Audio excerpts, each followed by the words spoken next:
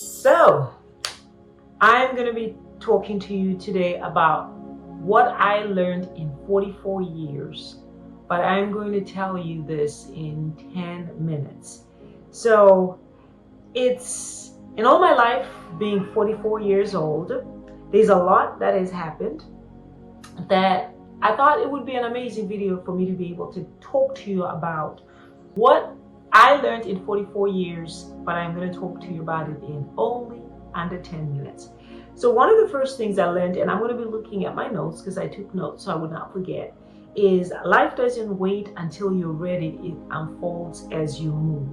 See, I wasted so much time trying to be perfect, not making the moves I needed to make in career, in business, and in my personal life, in travel, because I was waiting for the perfect time.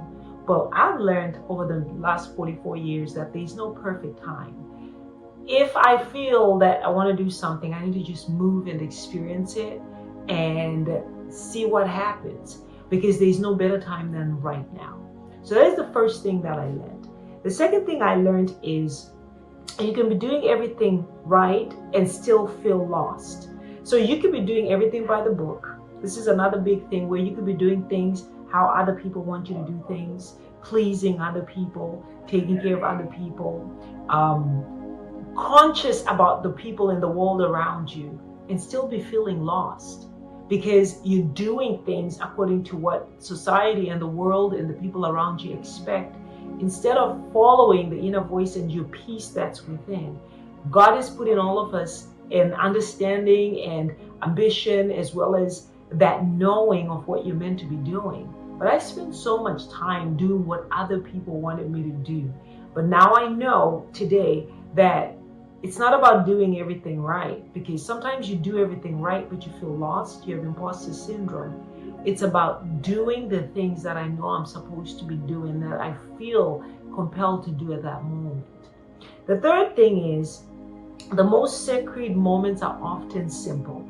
So this is the thing. It's like today I realized that something as simple as the sunrise, something as simple as a hug, something as simple as a smile from somebody just checking on you and saying, hey, how you doing?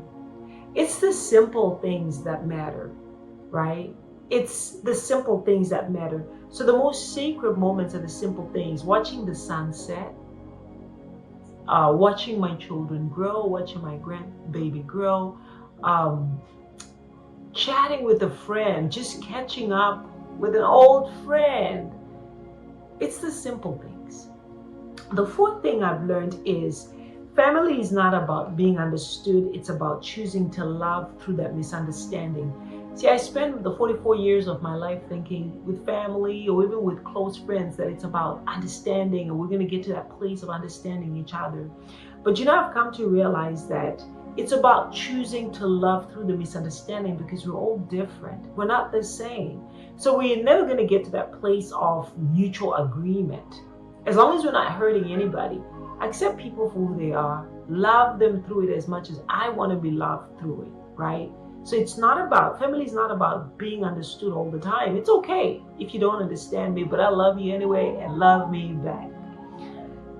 All right, so I learned to stop needing people to get me and started loving people as they are. It's not about people getting me anymore.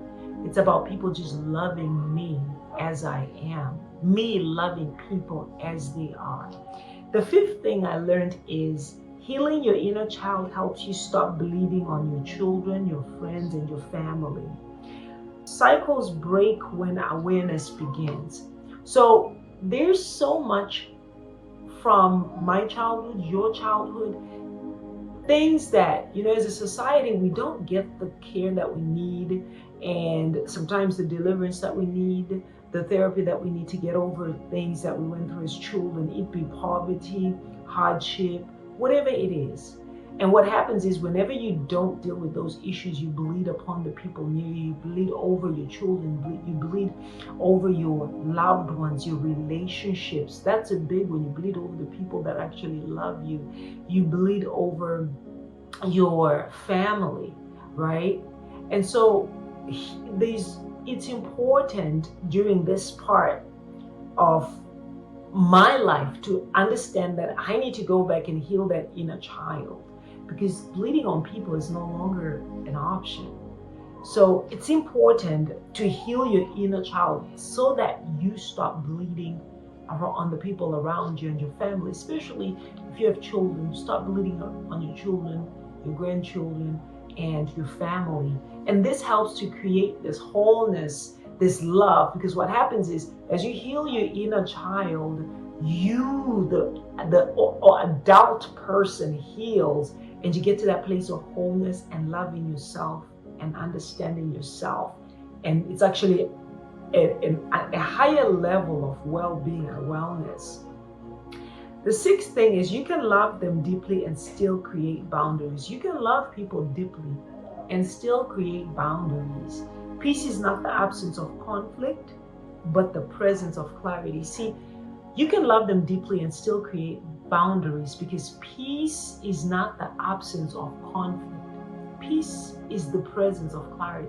When people know the boundary not to cross with you in love, because we're all adults. I'm 44 years old. I'm not 16. I'm not 15. I'm not 12. So there are boundaries that I have to make with all the people in my life, adults, family, friends. There are boundaries that need to be in place.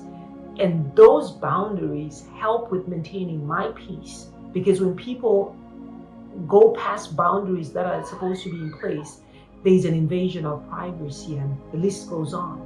So it's important to have clear boundaries. And this brings peace, it brings clarity. And even after a while, people understand this is as far as melody will go. And that's okay. Number 7, let's talk about love. Love isn't supposed to complete you. It's supposed to complement your healing. Love is not supposed to complete me. Love is supposed to complement my healing. After having been through a lot of hard relationships and a lot of failed relationships, a lot of verbally abusive relationships, and a lot of relationships where people were unavailable. This is a big thing. I've come to realize in my 44 years that love is never supposed to complete me. It's supposed to just complement my healing. It's supposed to complement my journey. That person is supposed to come and we're supposed to together enjoy this life. I'm not supposed to be a burden or inconvenience to that person. They're not supposed to be a burden and inconvenience. Back in the day, I confused affection with safety. If a person was interested, I automatically thought, oh, that means I'm safe with them. And then when that didn't happen, then there was confusion, right?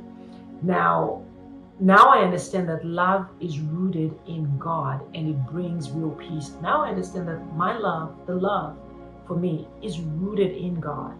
And that brings me peace because I started a place of understanding God loves me. I'm already loved. I'm already complete. I already belong to God.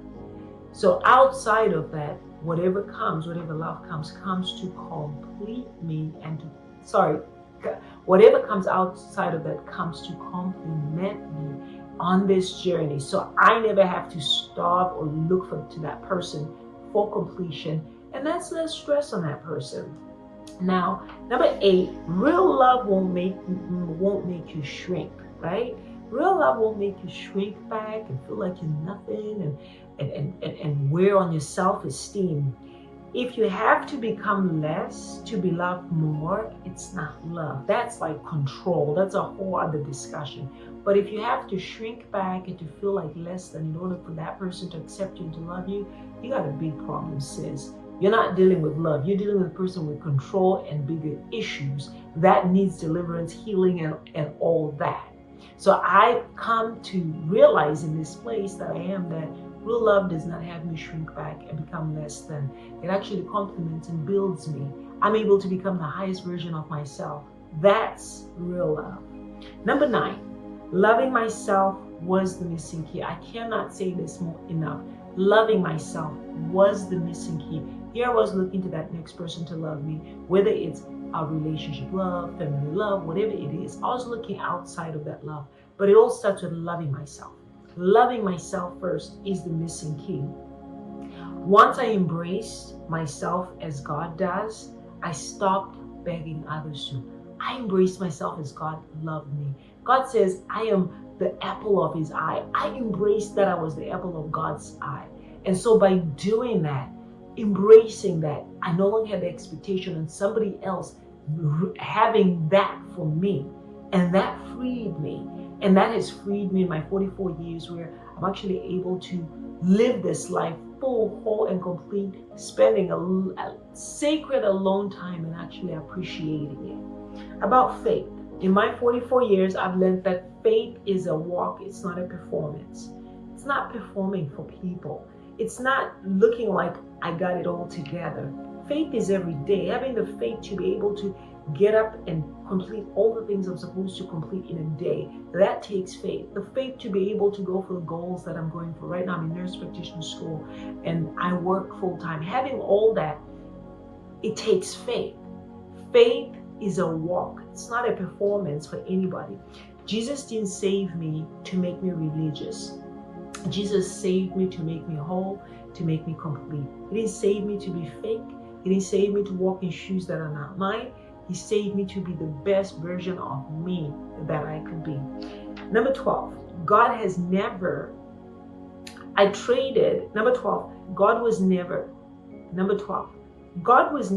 far. I was just too distracted to feel him. God was never far. I was just too distracted to feel him. This is like the most amazing thing. Because of the destruction, because of the fake love, because of the conflicts, because of trying to please people, having no boundaries, I became insensitive to Jesus and being within my vicinity. I became desensitized to God's presence.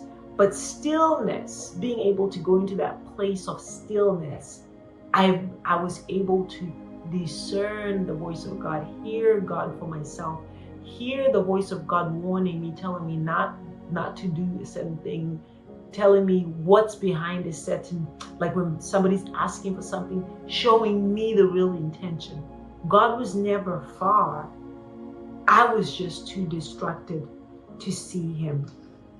So I hope that,